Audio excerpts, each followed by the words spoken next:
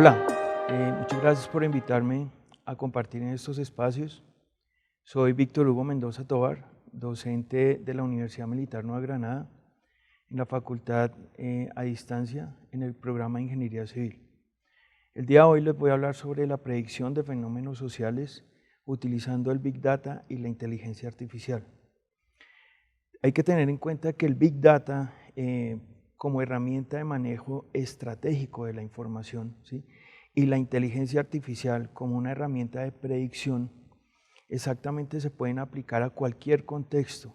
Puede ser social, político, económico, hasta poder llegar a poner una marca o un producto en una posición bastante alta, ¿sí? Big Data en realidad son activos de información caracterizados por su alto volumen, su veracidad, su velocidad y su viabilidad, ¿sí? Entonces, lo que van a ver en este momento es la predictibilidad de la analítica, ¿sí?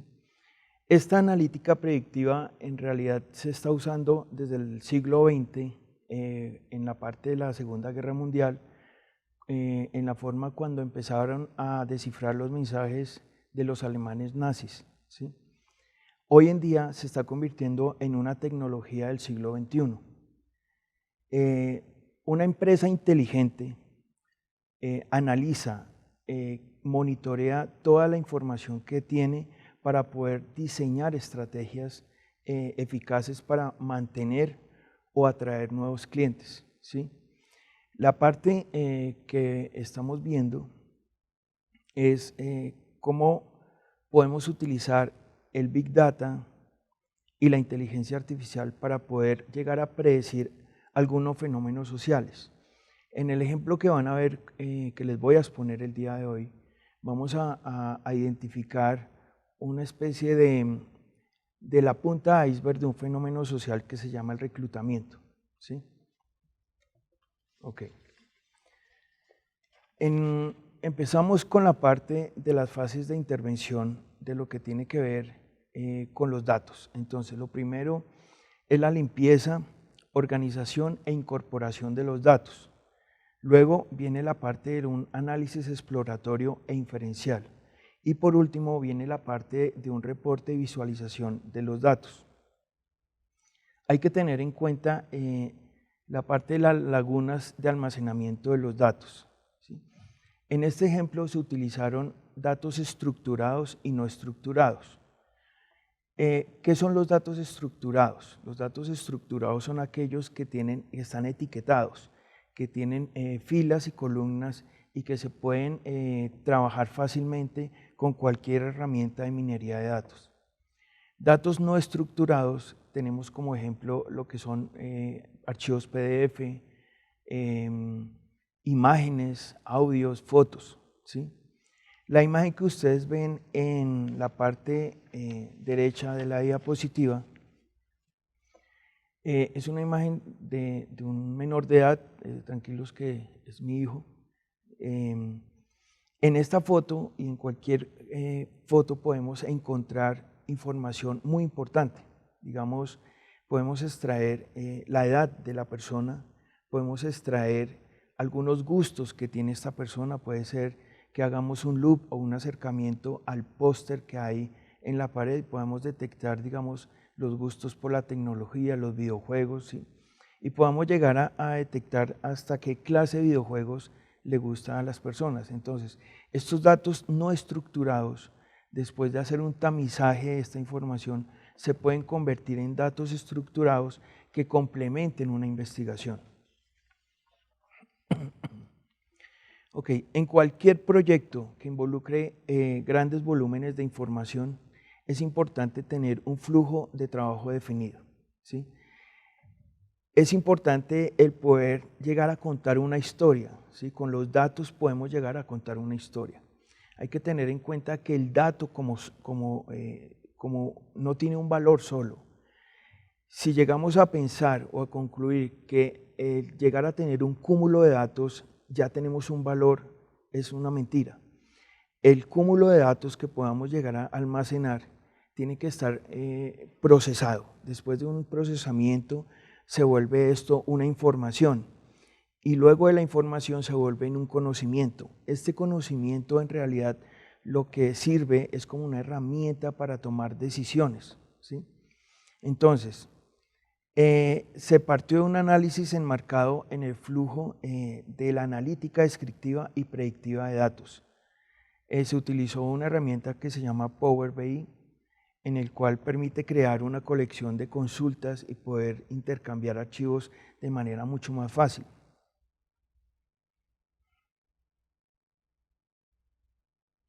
Bueno, también en cuanto a los datos, se utilizó información de primeras fuentes, es decir, gubernamental, información del Ejército, de la Fiscalía, del Instituto Colombiano de Bienestar Familiar, información que se puede encontrar en la web de cada una de estas instituciones. No se tuvo en cuenta, digamos, fuentes secundarias, ¿sí?, en este primer acercamiento de este ejercicio académico. Ok, entonces, ya para empezar a trabajar en lo que es la parte técnica, debemos tener en cuenta qué es un nodo y qué son los clústeres, ¿cierto? Entonces, nodo como tal es un conjunto de objetos unidos por enlaces que permiten presentar relaciones binarias entre elementos de un conjunto. Esto es lo siguiente. Existe el caso de una pareja, está el esposo o la esposa y un hijo, ¿cierto? Ok, estos tres nodos se complementan e interactúan entre ellos formando exactamente un clúster, ¿cierto? Pero a su vez, en el caso, digamos, de la esposa, tiene a su padre, ¿cierto? Y este padre de la esposa tiene a su esposa, ¿cierto? Es decir, a sus padres y a un hermano. Y fíjense en que entre el padre, la hermana, el hermano y la madre también interactúan entre ellos como un conjunto autónomo. Sin embargo, existe una comunicación entre los dos que se forma exactamente un clúster, ¿cierto?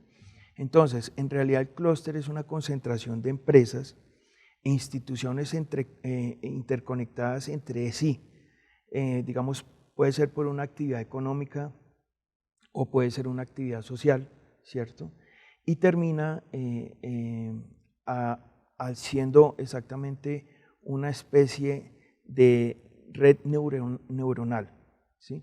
Más adelante les voy a mostrar un ejemplo de cómo el algoritmo interactúa con estos nodos y estos clústeres para que ustedes puedan identificar exactamente cómo trabaja la inteligencia artificial. Ok, entonces, tenemos la parte de la integración, el tamizaje y la limpieza de los datos, ¿cierto? Esto es súper importante. ¿Por qué? Es importante que tengamos en cuenta que no todos los datos que se puedan llegar a tener sirven o presentan una realidad, ¿cierto? Es importante llegar a tener en cuenta que esta información en realidad debe tener un flujo como tal de información de un origen en lo posible de primeras fuentes. ¿Por qué digo de las primeras fuentes? Porque las fuentes primarias, en el caso de este ejercicio, que corresponden a instituciones gubernamentales, pues nos indican una realidad de un fenómeno que está pasando, ¿cierto? Sin embargo, no existe una predictibilidad en ese fenómeno. Cuando trabajamos con datos y cuando trabajamos con un volumen bastante amplio de datos, tenemos que cuestionarnos, siempre con lo que tiene que ver con la limpieza de los datos, con la viabilidad de los datos. Acá hay dos preguntas que yo me realicé o que me estoy realizando en este momento en esta parte del documento de la investigación académica, y es ¿qué hay en el conjunto de datos? ¿Cierto? ¿Qué hay en este conjunto de datos? Entonces, en realidad es que es parte de una base de tablas, ¿cierto? De tablas que contienen un conjunto de vasta información. Pero aquí en este océano de información necesitamos encontrar esa porción de datos que llegan a ser de utilidad para lo que nosotros o el objeto como tal que estamos estudiando. La siguiente pregunta es: ¿qué riesgos plantea el conjunto de datos? Entonces, el hecho de tener una disposición de los datos no quiere decir que exactamente ya se puedan extraer conclusiones, ¿sí? Entonces, si los datos son deficientes, el análisis de estos datos sobre los mismos resultará exactamente un análisis muy complejo y dispendioso. Ok. Pasando ya a lo que es el algoritmo, entonces la forma de aplicación está dada por cada uno de los algoritmos que se han programado, ¿sí? Entonces consiste en un contraste de lo que son los modelos de datos en su origen, ¿sí? Y poder llegar a identificar patrones patrones complejos entre los millones de datos que se puedan tener, ¿sí? Capaz de llegar a predecir comportamientos a futuro, ¿sí? Entonces, la parte de Machine Learning, lo que pasa en realidad es que estos sistemas son autónomos, es decir, que con el tiempo ellos, y sin la intervención humana, ellos empiezan a generar unos patrones por sí solos y unos comportamientos de juegos de variables donde puedan llegar a sacar algunos análisis y comportamientos a futuro que el ser humano en este momento, digamos, no los tiene previstos. Eso es lo que pasa. Ok, entonces, ¿qué es un algoritmo? Entonces, en realidad el algoritmo, ustedes pueden encontrar varias definiciones. Esta definición que he sacado es como la más condensada y la más simplificada de esto. Es un conjunto ordenado de operaciones sistemáticas que permite hacer un cálculo y hallar la solución de un tipo de problemas. Esto que ven en la parte derecha de la presentación es un algoritmo. Entonces, necesitamos prender o encender la lámpara, ¿cierto? Al darle clic en encender no funciona, entonces dice, revise si está enchufada. Si no está enchufada, pues enchúfela y vuelve a conectar. Y si funciona, pues ahí el algoritmo ya termina su instructivo, ¿cierto? Si no, entonces revise si el bombillo como tal está quemado. Si está quemado, cámbielo. Si no, entonces definitivamente la lámpara necesita una solución, digamos, mejor, mayor, ¿cierto? Nosotros todos los días hacemos algoritmos. En el momento de levantarnos de nuestra cama e ir a trabajar, hacemos exactamente eso, es un algoritmo. Nos levantamos, nos bañamos, desayunamos, miramos qué clase de medio de transporte vamos a tomar y llegamos a trabajar, ¿sí? El objetivo es llegar a trabajar, entonces desde que me levanto. Todo eso es exactamente un algoritmo, es un instructivo que recorre una clase de situaciones hasta llegar a su objetivo general. Ok, esta diapositiva que ustedes ven en realidad ya empieza a ser una parte del Big Data donde visualiza uno los datos, ¿cierto? Entonces, aquí aparece el mapeo de cada uno de los reclutadores. Se tuvo en cuenta la parte de los alias, ¿sí? Teniendo en cuenta teniendo en cuenta que cada frente de los grupos armados organizados tuvieran un alias nomás, ¿cierto? Entonces, la métrica de centralidad, de intermediación, que está ponderada, es tan importante tenerlo en cuenta de un nodo cuando se acerca con otro, ¿cierto? Entonces, aquí aparece un número de flujos.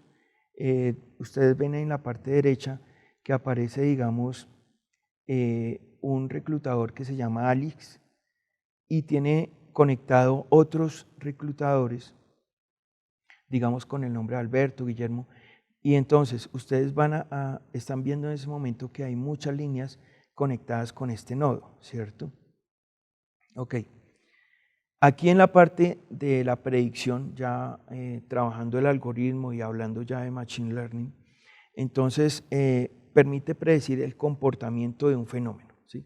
Para este caso, pues el ejemplo es el reclutamiento de niños, niñas y adolescentes en un país como Colombia, enmarcado pues en lo que es el conflicto interno armado por exmiembros de la guerrilla de las FARC, miembros de la guerrilla del ELN y grupos armados organizados, ¿sí?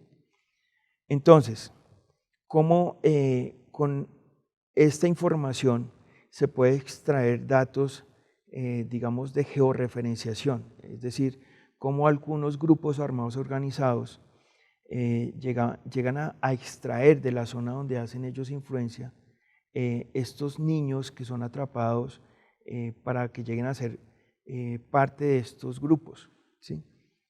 Ok, ahora van a ver ustedes ya en la diapositiva el ejemplo de lo que les estoy hablando del Big Data, Machine Learning, que en este momento es inteligencia artificial, y cómo ya empieza a trabajar el algoritmo. Ustedes aquí están viendo cómo el algoritmo empieza a detectar algunos patrones y esas líneas gruesas que ustedes ven azules, entre más gruesa sea la línea, es porque hay mayor número de integrantes, en el caso, digamos, de niños por cada uno de los bloques, ¿sí? Hay unos bloques donde tienen una concentración mayor, ¿sí?, de niños reclutados en algunos municipios y o departamentos de Colombia. También se hizo el ejercicio con otro algoritmo. Aquí ustedes pueden mirar en este momento cómo empieza a condensarse, a compilarse esta parte del reclutamiento, ¿cierto?, en algunas zonas específicas, ¿sí? Y cómo en algunos departamentos las líneas terminan siendo un poco más gruesas, las líneas del reclutamiento. Esto nos da luces para poder identificar que ya no se necesita una especie de pirámide organizacional, sino por medio de estas herramientas de la nueva tecnología, podemos no solamente caracterizar un fenómeno, sino también llegar a predecirlo, ¿sí? Es importante tener en cuenta la calidad del dato. Es importante tener en cuenta la herramienta que se va a abordar para el procesamiento de esta información.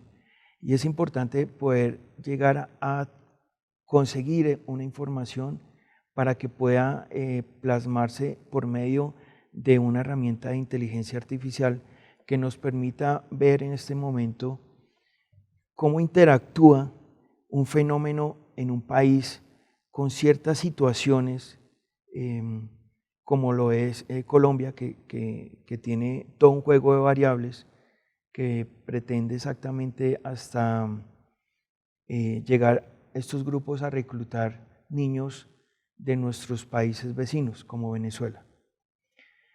Para concluir, tengo dos conclusiones, una técnica y una social.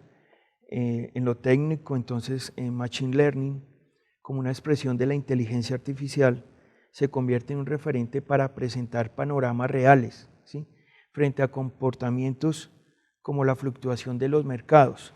Entonces aquí también podemos en algún momento, dependiendo de la situación que se tenga, poder llegar a tener datos estadísticos sobre el comportamiento de un mercado, de un producto en un sitio con unas condiciones específicas, para poder llegar a determinar una opción de una toma de decisiones gerencial respecto a si este producto podría estar en unas condiciones de un país o de un municipio X, o si mejor solamente se puede realizar una especie de diagnóstico y no involucrar los mercados o los productos.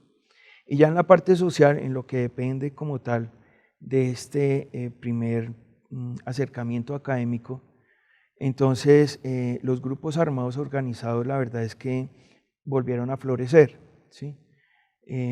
Sin embargo, en comparación con los años 90, el sistema de reclutamiento empieza a focalizarse exactamente en aquellos niños que en este momento están en una situación de desplazamiento, ¿sí? Niños y adolescentes que no tienen, digamos, esa ancla social de su familia y por ende a veces quedan desaparecidos en la sociedad. Muchísimas gracias por la atención y espero verlos en una próxima oportunidad. Mil gracias.